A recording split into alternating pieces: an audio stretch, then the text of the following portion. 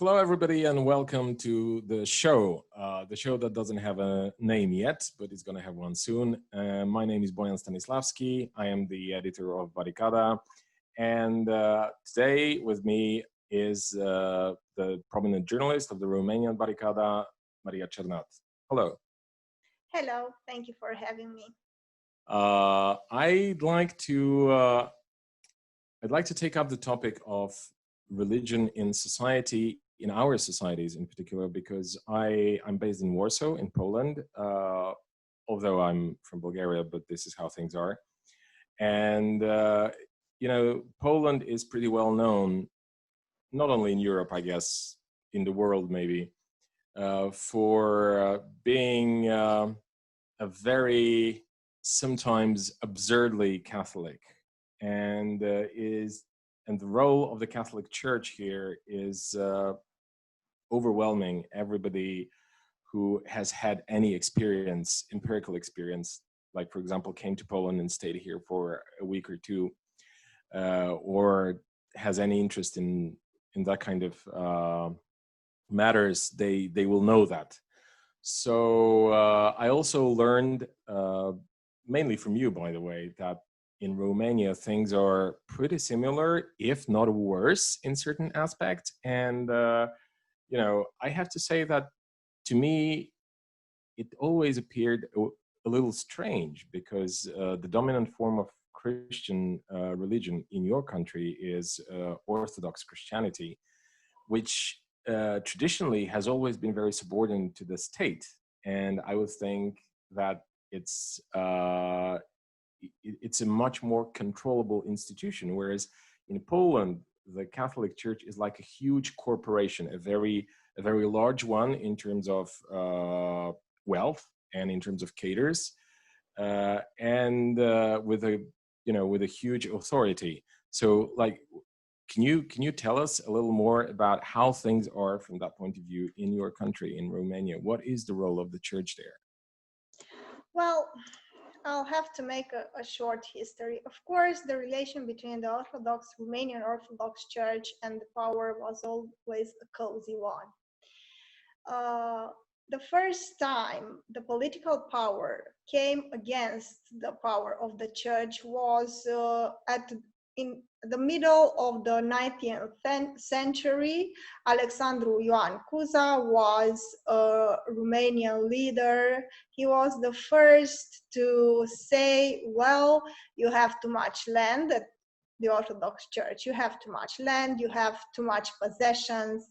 We are going to take those possessions. And of course, he was met with very hostile reactions. And as a compromise, he said, okay, we are going to take your possessions. They used to own lands and huge parts of Romanian forests and all sorts of assets.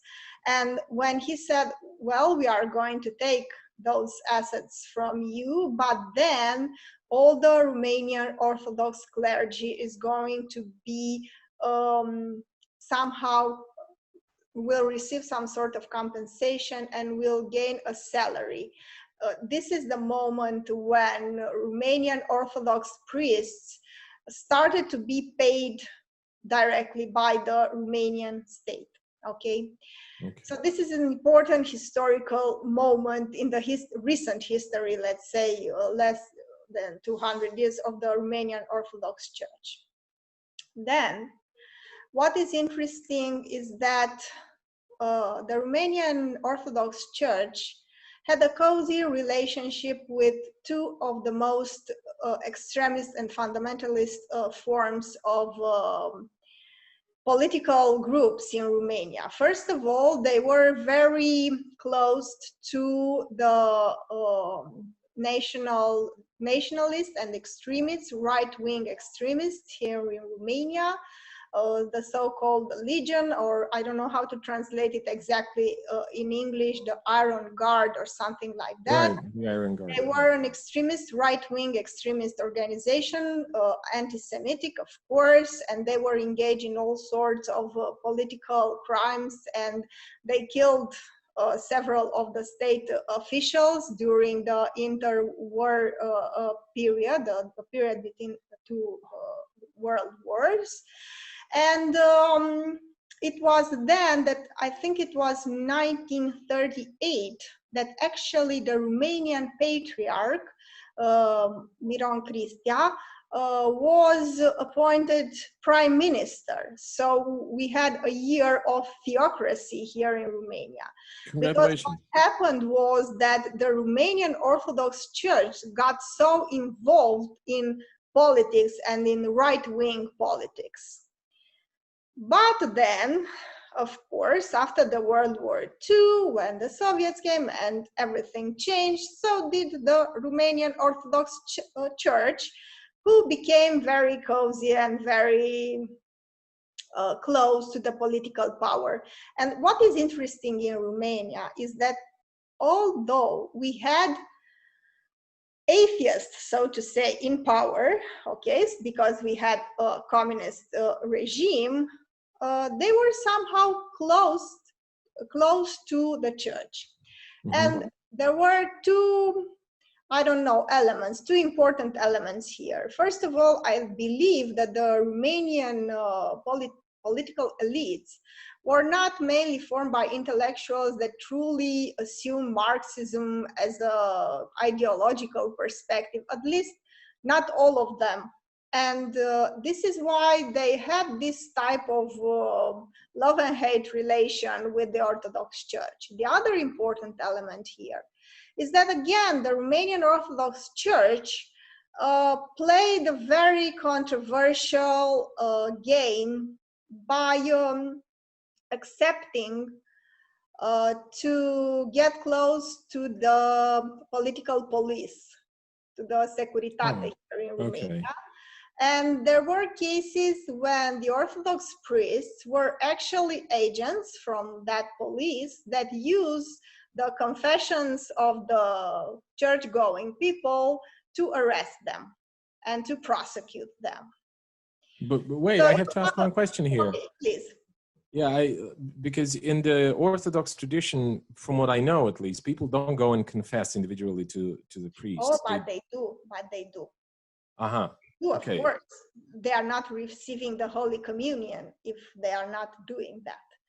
So they were using this type of confessions to actually prosecute individuals. So this, from what you can see here, we have a financial problem because the clergy is directly paid by the state. Okay, they are like the teachers or like the police officers. Okay, then you have the Orthodox priests close to right-wing extremists and actually having the Patriarch as the Prime Minister of Romania in 1938. And then the third element, Orthodox priests working for the political power and for the political police during the authoritarian communist regime here in Romania. Mm-hmm. So what you see here, that it's a very loaded history. And after 1989, what happened is that they never dealt with this difficult past. Yeah. They never investigate to see, okay, so maybe I was an honest priest, but maybe you weren't. Let's see. Have you been close to that secret police that we had here? I mean, what was your role in all that? They never investigate. They never launched in a serious, in-depth investigation concerning the events that took place before 1989.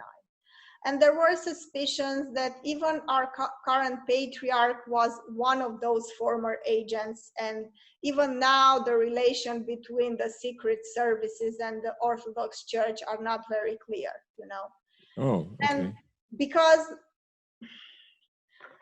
they didn't want to go there. They didn't want to investigate and see what really happened. And after 1989, what happened was that it was some sort of ideological void. And they were happy to fill up that void and to say that, well, we were martyrs, we were prosecuted, because, in a way, this is true, because we had atheist leaders that said churches should be demolished, that going to church should not be accepted in our society, and we had priests that were prosecuted, we had priests that were thrown in prison. Okay, so I would like to reflect on a couple of things that you said about the history of the church, of your church, plus the history of the relations between the powers, the authorities, different authorities, and the Orthodox Church. First thing that comes to my mind is that, okay, so the state now sponsors the church in a way. That would mean the state has a control over the church, because when you finance someone, when you are their boss, at least in economic terms, then you can pull some strings, right? And you basically could make this institution subordinate. But then the next thing that I come to think about is Poland, where we also finance the church to a large extent, but they are much more independent because we don't pay their salaries. They are not the employees of the state or any state entity or municipal entity or anything like that. No, what they secured for themselves is a cut, a big cut in the national budget, which is called the church fund, by the way. So it's pretty open. Everybody knows that. It's no secret or anything like that. And certain amount of money is always allocated there. Surprise, surprise! It's growing every year, right? Like the amount of money that is allocated there. And by the way, I think it's a very good reflection of how the influence of the church is actually growing, because at the bottom of everything, as Granddad Marx used to say, economics decide that, right? And economics also reflect that. So they have been gradually getting more and more powerful. And in the past, when the so-called communist powers, when the so-called communist leaders were in power, they also, they sort of had to play by the book. So they said they are atheists, and they mentioned every once in a while that, church is not so great, and, socialism, communism, and so on and so forth. But in fact, that's a very serious problem, at least in Poland. I don't know what it looks like from the, in retrospect now in Romania, but in Poland, they were really part of the same culture. Okay, they pretty much like in Romania, they were never genuine Marxists. I mean, they might have, some of them might have been, but they were rather part of a certain system that they had to adapt to, and they were like civil servants. Like if you get when you get a bunch of civil servants, I don't know, at the post office or any other, or ministry, then the ideological shift might happen. Like, for example, I don't know, one party might be substituted by another party, and the whole range of the people who are employed, that they just adapt. And I think it was pretty much the same way with the so-called communist leaders of the past. So, but on the other hand, they stayed in that culture, which was already, it has been dominated by the Catholic Church since the emergence of the independent Polish state in 1918.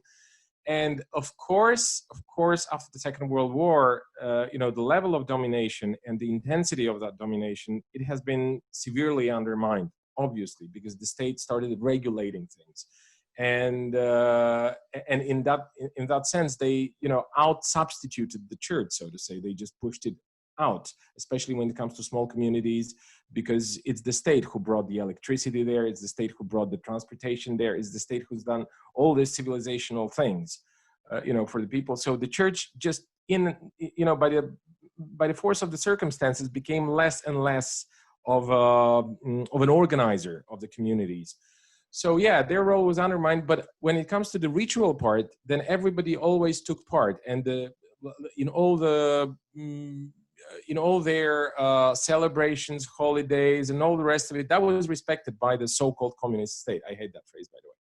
But it was recognized. The church was recognized as a strong element, as a strong fundament of the Polish national culture, and also the top leaders of the Polish Communist Party. It wasn't really called communist; it was called the party, the Workers' Union Party at the time. But they took part, in certain celebrations, and there are photographs of that, how they, go in processions and all kinds of stuff. And they never really launched a war against the church. That's what historians, right-wing historians, say today, that the church, of course, they repeat that and resonate that because it benefits them, because they can demand all kinds of compensations now. That the church was terrorized, the church was kind of harassed all that time. That's not true. The church was not harassed. The church was the role of the church, as I said, was undermined. But this was nothing done as acts of terror. I mean, there might have been some acts of terror, and there was this famous killing in the 80s of a Polish priest that the whole capitalist world was then lamenting for like 3 or 4 years about. But in fact, when you look at it and when you examine the historical facts, you will see that this killing actually occurred because this was already an open conflict between two groups and two factions of the Secret Service, the military one and the civil one, and the one wanted to embarrass the other. That's why they did this nonsense killing, which, of course, by that, I'm not saying I condone violence against priests by Secret Service officers. I'm just saying that there was no systemic, structural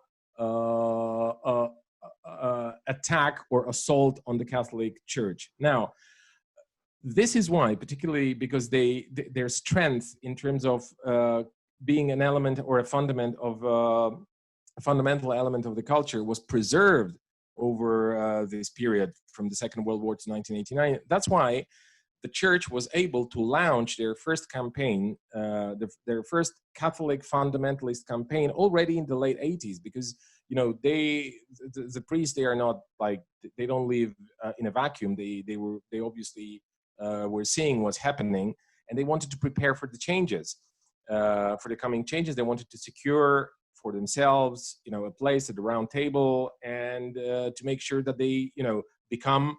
They don't lose their position, or maybe they expand that. And already in the late 80s, they started this hysterical campaign, absolutely hysterical campaign against abortions. Because unlike Romania, which is another topic which deserves some discussion, here abortions in Poland, as well as in Bulgaria, by the way, were absolutely, were just medical procedures, and that's it. Like you want an abortion, you just go there, and to the nearest hospital, and you get it.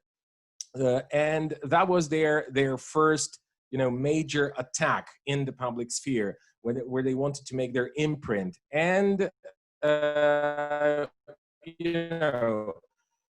afterwards, when the transition began, then thanks to this campaign, they were already recognized as a very serious force that wants to be, part of the building and rebuilding, whatever, the new society, right, and the new state. And they wanted to make sure that they are part of the sovereignty that is coming, and they managed. They managed. So from that moment on, their in the beginning, of course, their propaganda was very weak. I mean, it was very strong per se, but it didn't land with people. It like most people, viewed it as a very strange approach to life and world and reality. Especially this hysterical obsession with human sexuality, because it began with abortion, then it was pornography, then it was something else. These were the topics that the church was constantly bringing up during the 90s. But everybody in the 90s, because the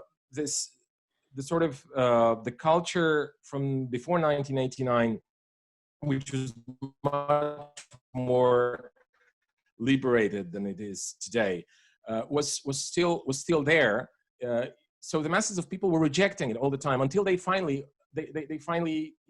bowed, sort of, bended down over that pressure. And that happened somewhere in the late 90s. And from that moment on, the church began to become even more influential than it is now. And now the situation is that we don't have any priest as our prime minister or president or anything like that with that kind of official position. But we've got a Catholic fundamentalist party which has a great cozy deal with the Catholic Church, and the Catholic Church organizes is a big player in their campaigning. Like they just, you know, they build their political campaigns and their political agenda together with, you know, the most important church officials, so that they can mutually benefit from it. And that's why, and that's the biggest problem, the church is able now to dictate narratives. So here in Romania, because you make quite a speech right now, and I have to make points about it here in Romania. In 1966, we had a law that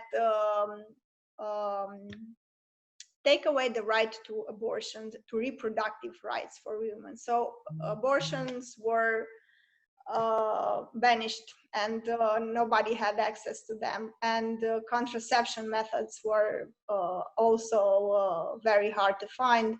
And actually the state sent doctors to see if women are pregnant. Women were treated like living uteruses, and 10,000 women died because they tried to get abortions. This is the women that we know. Horrendous. So we have to have some sort of feminist organizations are saying that we must have some sort of monument for those women who lost their lives trying to get an abortion. And backdoor alley abortions were common, and we had some sort of memorial here where women were encouraged to discuss about those horrific experiences that they had to go through as a result of that law. So the first thing that happened after 1989 was that abortions were legal again. So the church didn't have much to say about it because we have such a traumatic experience. But now, just like you say, and I remember one of the authors, I think it was Dan Ungureanu or somebody else, but I think it was him that wrote that the Romanian Orthodox Church is like a sheep that has a worm in its head, and that worm is the fundamentalist evangelist US neo-Protestant movements, and that worm is leading the sheep. So this is how he described what happened in Romania in 2018 with the referendum for the family, because they wanted to define the family as the union between a man and a woman, not the union between two citizens. Because they found that the union between two citizens is somehow too confused to go with, and would pave the way for gay marriages. Yeah. But this type of militant activism is not specific to Romanian Orthodox Church, because Romanian Orthodox Church has this way of solving things, you know, behind closed doors. They are not the ones to go out, organize, and have activist people fighting for that. They are the ones who solve things, you know, under the table, behind closed doors, using all sorts of informal channels of power. This is the true history of the Romanian Orthodox Church. They are not the ones to go out in public and just demand what they want.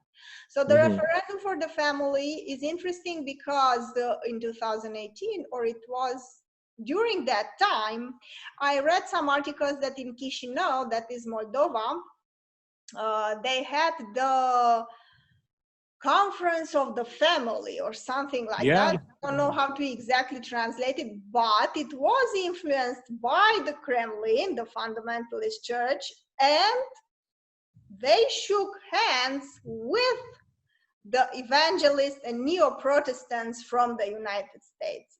It is like the international conservatives unite, you know, it is this type of international movement that is very well sponsored from Kremlin and as well from Washington, unfortunately. Okay, well, I just want to say one. Yeah. Okay, I just want to say that that this Congress of whatever, Congress of Family Congress, I don't know how to translate properly either, although I'm sure it has a name in English, but it was actually held in Warsaw, I think a year before or a year after the meeting in Kishinev. And I actually, I looked very closely to all the publications that that describe the financing of the entire event. And that's true that there is exactly one person from Russia who is not even an oligarch, but a wealthy person and influential politician who does invest in this kind of things. But there's no evidence that that there is a machinery which links that person, particularly that person, to whatever, the Kremlin or the executive branch. He's just one politician. He's very well known. He's very well known, by the way, and has been known for being an Orthodox fundamentalist. And it's like around him that this kind of things are evolving, and there might be some oligarchs supporting him, by the way, just somewhere on the fringes. Like these are the ornamentics of the dynamics of Russian politics. Like in Russia, it's almost unimaginable that you can go and publicly speak like against abortion. Well, you could speak against abortion, but you cannot speak against, like in Poland, for example, that is possible, and that happens many times. That you hear politicians saying that even if a woman was raped, then she still cannot terminate her pregnancy. So this is a kind of statement that would end your political career in most countries, including Russia, by the way.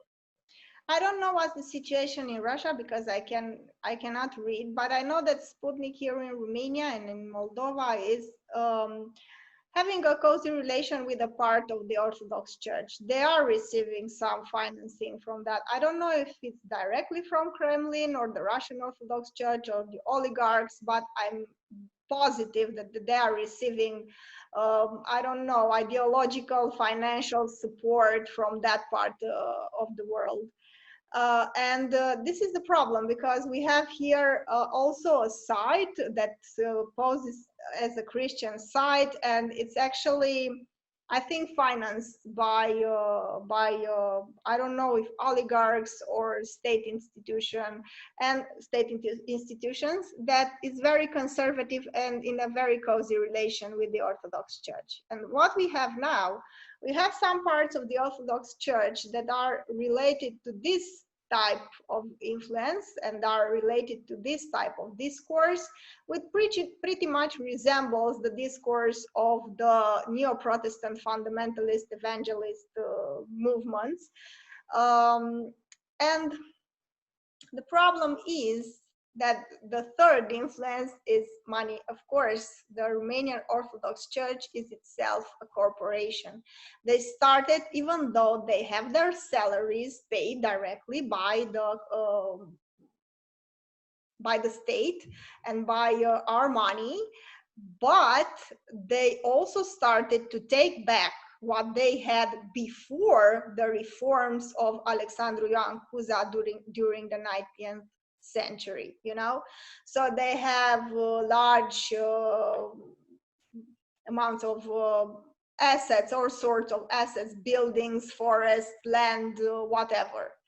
So the Romanian Orthodox Church is beginning to become more and more wealthy and powerful. And in terms of politics, I will give you just one example.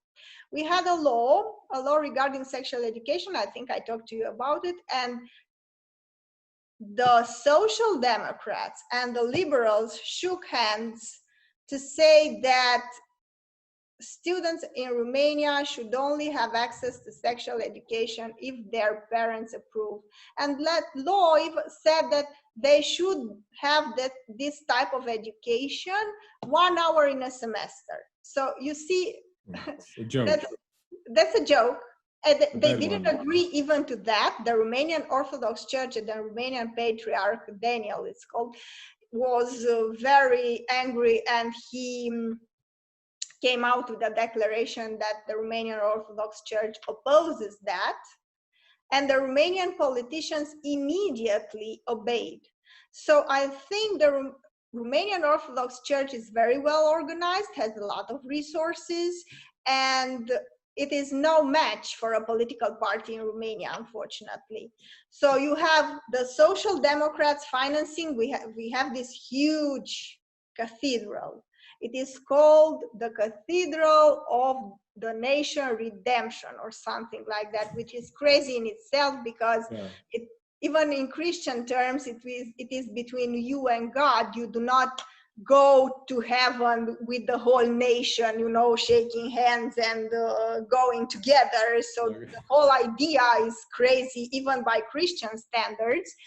And they have, I don't know, like huge amounts of money invested from taxpayers' money, just to be sure. Millions of euros invested in that building that, you know, and the symbol, I don't know, the cultural symbol is so interesting because it is placed, this cathedral is placed near the House of the People. And the House of the People here in the Bucharest was one of the biggest buildings ever built in Eastern Europe. It is almost as big as the Pentagon. It's something huge. And they placed this cathedral near that building because, and you know, it's a power statement in the end. But well, everything you're saying is very symbolic. That's true. And what happened, because I didn't finish up the story of what happened after 1989, it was an ideological void that the Orthodox Church was more than happy to fill.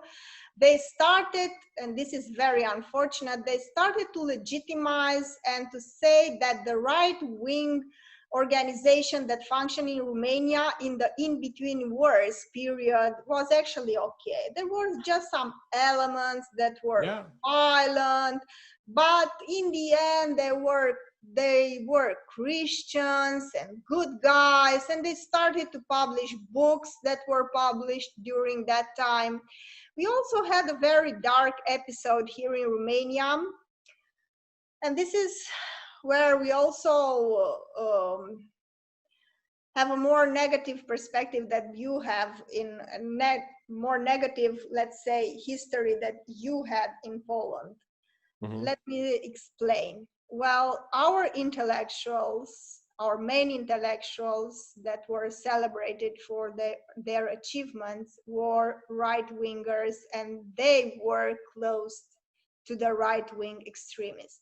We did not have, I don't know, visionary left-wing intellectuals or influential intellectuals in the public arena in the in-between wars. And this is also very problematic because after 1989, the Romanian Orthodox Church, using its powers, started to, I don't know, promote those intellectuals and historical revisionism. In-between war period as the ideal, as the heaven and earth, that then came hell, that is communism. This is their perspective. And they even managed to impose that. And nowadays, what they are doing in Romania, because even now, you know, this anti-abortion thing, we still have some pretty huge trauma and some pretty traumatic experiences that we went through during that time where abortions were not allowed. So what they are doing is that they are going directly to the doctors, to the gynecologists, and they are trying to convince them that they are doing a crime. And we ended up in the situation where a lot of public hospitals that are paid from the taxpayers' money are not performing abortions on reason of consciousness. Yeah, we have the same here. So please. They have this type of strategy where they convince directly the gynecologist that is something wrong that should not be done. So you have basically people who are paid from the taxpayers' money, that is the priests, convincing other people that are paid from the taxpayers' money to do something that is against the law, actually. Because the law says that here in Romania you should have access to abortions. But unfortunately, as I told you, this is not the case. There is a feminist organization that did a research, and they found out that an important number of hospitals, public hospitals, not private ones, are not performing abortions because of this type of strategy. Yeah, but this is particularly savage because you know, we have that in Poland too. And up until you told me about this now, I was obviously ignorant because I was thinking up until now that I've been thinking up until now that this is just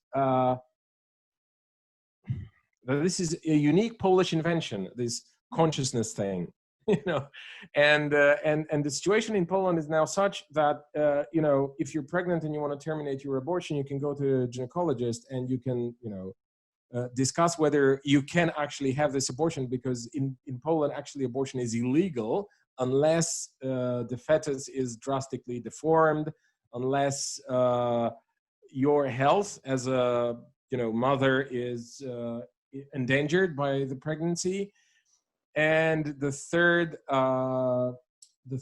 case is rape, like if the pregnancy is a result of criminal action. Okay, so so if you're eligible to any of these three, okay, and if you still go to a gynecologist, they can, I'm sorry, I'm laughing, it's not funny, I know, but you go to a gynecologist and they can tell you, no, sorry, but you know, my consciousness doesn't allow me that. But then in the law it says that if their consciousness is so somehow so sensitive, then they have to tell you where you can go, where their consciousness is less sensitive, and you can actually have the abortion or whatever procedure that their, you know, consciousness doesn't allow them to execute on you. Okay, but quite recently, by the way, it was, I think 2 weeks ago, if I remember correctly, there was an attempt to actually remove that part from, you know, from the law, so that you're just, you know, turned away. You know, but unfortunately, fortunately, it didn't happen. And again, pretty much like in your case, like the church here doesn't act necessarily through the episcopate, not necessarily, you know, the top bishops go out and say that this law has to be amended or changed or whatever in our benefit, but they act through through agents, for example. And I think I mentioned that last time we spoke. There's one very important sect here of Catholic fundamentalist lawyers, and they keep, you know, suggesting amendments to laws, okay, to bills that already are part of the legal system. In terms of what you said about you know, rewriting history, that's pretty common, and I think it's happening all over the former Eastern Bloc, particularly like in Poland. It intensifies now, or it has been pretty intense for the last 5-6 years, and you know, this historical revisionism is, of course, fully based on lies and interpretations which are absolutely detached from any kind of historiographic, so to say, reality.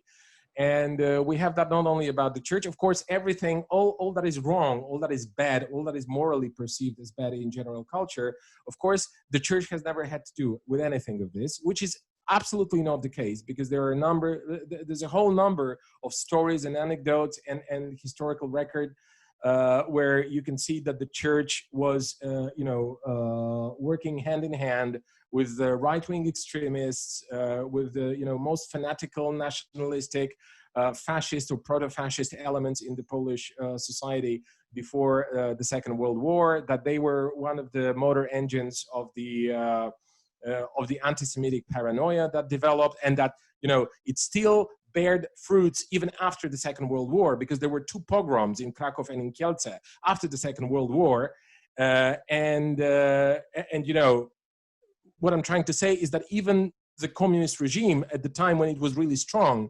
and dictatorial, which is right after the Second World War, they were not able to contain that, okay? To contain this kind of sentiment that the Catholic Church played a big part in developing in the society before the Second World War. And so, yeah, this historical revisionism is obviously something that that allows them to portray themselves and their allies, political allies, as people who are good and who, you know, who have the link to the you know, to the most precious thing, like morally, ethically, philosophically, which is the God, right? And the church basically is the translation of God Well, on a lot earth. of things to So this. yeah, I that wanna, doesn't surprise me really. okay, so the last point that I want to make Yeah. here is that finally in Romania, people are starting to organize and to take some organized actions against this corporation that is the Orthodox Church. The Orthodox Church is also, I don't know, the leader of some sort of very irrational practices. I don't know if you have that in Poland, but here it is called, like, when you have the dead body of a saint and they go to, I don't know, pray some tribute to that. We have Saint Paraskiva in Iași. People go there like it's some sort of festival. It's like the Middle Ages. People go there, and of course they go there because they are poor, and it's some sort of, like, people go to Untold, you know, it's a rave music festival here. Old people and poor people go to Saint Paraskiva in Iași. And what is interesting is that what they are selling is not taxed. They don't pay taxes, of course. And this is wrong on so many levels. But as I told you, finally, first of all, this is this feminist organization, Filia, that started to conduct some researches on the so-called consciousness reasons for not allowing people to have abortions. There are journalists who start to write about this, and there is a particular interesting journalistic initiative. It's called Let It Be Light. And they conducted an investigation on pedophile Orthodox priests in a theological seminar here in Romania that were abusing for years young students there. So we are beginning to fight back, and I think it is important to fight back because this type of organization, corporate, irrational, neo-fascist, whatever, financed by Washington, Kremlin, whatever, has to be somehow, I don't know, we have to fight back. Yeah, we have to fight back, but I would like to end on an optimistic point because, you know, my opinion is that it's, of course, absolutely horrendous what they are doing and the way they are paving their way to power and you know, and to money, basically. And that's what it's all about. It's about money and power, nothing else. I mean, there's no, you know, all this talk, you know, about God and ethics and morality and family and all the rest of it. That's just bull crap, you know, from A to Z. But and they have, by the way, I think it's important to have that, you know, to bear that in mind, that these people, they have a very cynical approach to that, and that in fact what they are doing is, but by being priests and by pretending, you know, that all these things that I named listed out are so important, they are just contributing to this emotional exploitation of society, because that's what's happening right now in Poland. And you know, the optimistic element is that, you know, less and less people are really are falling for that kind of thing. And also the church itself, especially the Catholic Church, I don't know about the Orthodox one, but the Catholic Church is very divided at the moment, and not only in Poland but also globally. There is this milder wing, which is obviously supporting, you know, Francis and his actions of sort of opening up and, you know, sort of, well, I don't want to use the word liberation because it's not really liberating, but let's say less strict, okay, less fundamentalist. And there are those who want to double down. And, you know, it's very important. And I think many people are going to be turned away by that, because what is the role of the church really in society? When you look at that, let's say politically or sociologically, it's supposed to give people some kind of reassurance and validation, and to explain to them individually or collectively, whatever, that everything is going to be okay. God is taking care of you. God knows, and, you know, you're in good hands. Everything's going to be fine as long as you follow certain rules. And now, you know, because of this split that is happening, people are getting more and more confused, and the priests are getting confused, and priests argue, oftentimes publicly, which means that they are not able as an institution to provide anymore this core service, okay, of reassurance and of comforting, as I say, individuals or collectives or communities.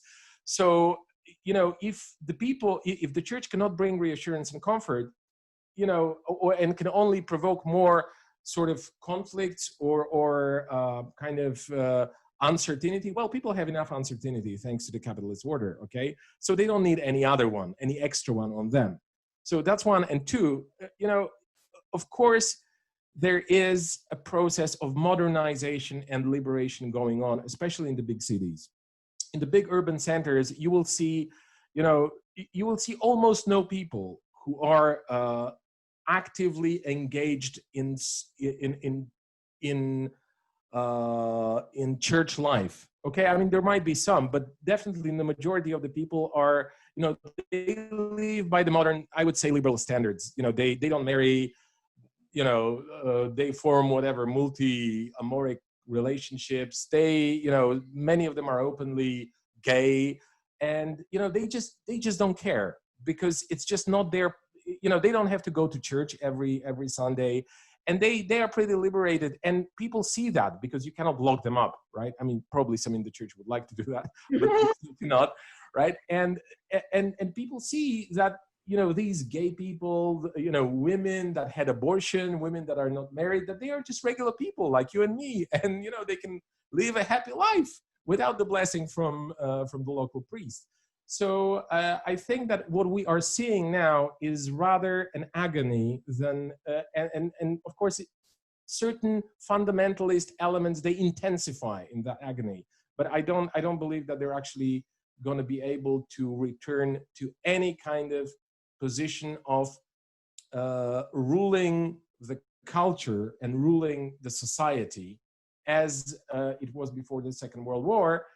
Although, of course, on the other hand, I wanna say that what's coming, I don't know what's coming, but we can never be sure that it's ultimately positive. It might have in Romania, many other I told you, aspects. in Romania we had a research conducted by the Poor Research Center, and they placed us at #1 in terms of religious people. We have 44 people that said that they prayed daily.